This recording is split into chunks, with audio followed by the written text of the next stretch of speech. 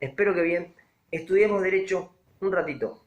¿Cómo se divide el derecho y cómo se dividen los derechos?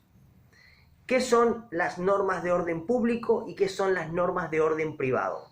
El derecho, como todo orgánico y sistemático de leyes, tiene una gran división, que es derecho público y derecho privado. ¿Cómo se divide el derecho? ¿Cómo se divide el ordenamiento jurídico positivo vigente? Se divide en derecho público y en derecho privado. El derecho es público cuando el protagonista principal de esa rama es el Estado. Y se rige por un sistema estatutario. El Estado impone estatutariamente sus reglas y los súbditos la acatan o no. El derecho penal, constitucional, administrativo, son derechos públicos. Y el derecho privado es aquel conjunto de normas jurídicas que regula la relación de las personas privadas entre sí y de esta con el Estado cuando el Estado actúa como persona de derecho privado, porque el Estado es una persona jurídica que tiene una doble personalidad. El Estado puede actuar como persona de derecho público y también como persona de derecho privado.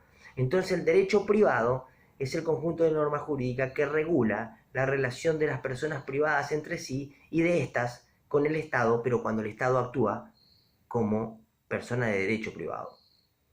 Ahora, las normas de orden público y las normas de orden privado son otra cosa. El derecho público está regulado por normas de derecho público. Pero dentro del derecho público existen las normas de orden privado. Y dentro del derecho privado existen las normas de orden público. Por ejemplo, en el derecho penal, que es ese conjunto de normas jurídicas que limita la potestad represiva del Estado, que dice hasta dónde el Estado puede o no reprimirme.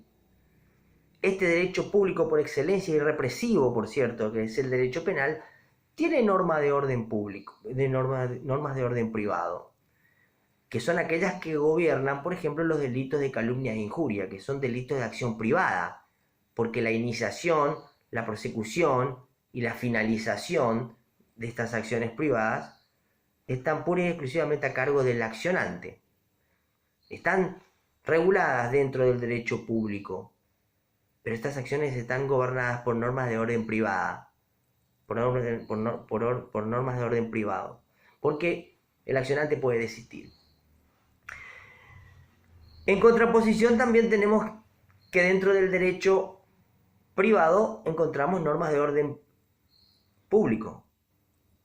Por ejemplo, en el derecho de familia, que es un derecho que transita la órbita del derecho privado, nos encontramos con que la familia es un objeto de interés general y que le interesa proteger al Estado como base de la sociedad civilizada y demás, con lo cual se rige por normas de orden público, a pesar de encontrarse regulada las cuestiones de familia dentro de un derecho privado como lo es el derecho de familia que se encuentra en el derecho civil.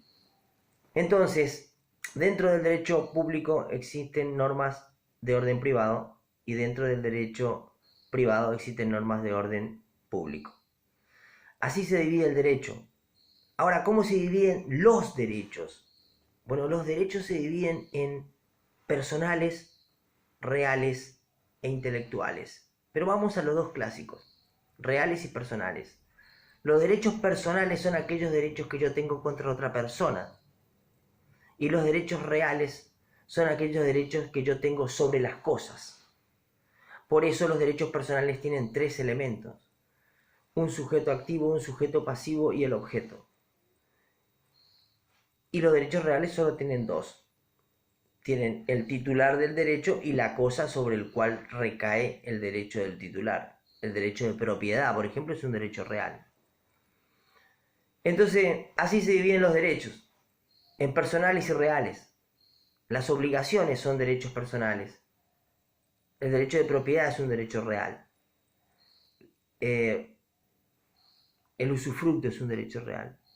Bueno, eso sería materia de otro momento, pero el derecho se divide en público y privado y los derechos en personales y reales, básicamente. Y después tenemos como la tercera categoría los intelectuales. Pero bueno, así se divide el derecho y los derechos.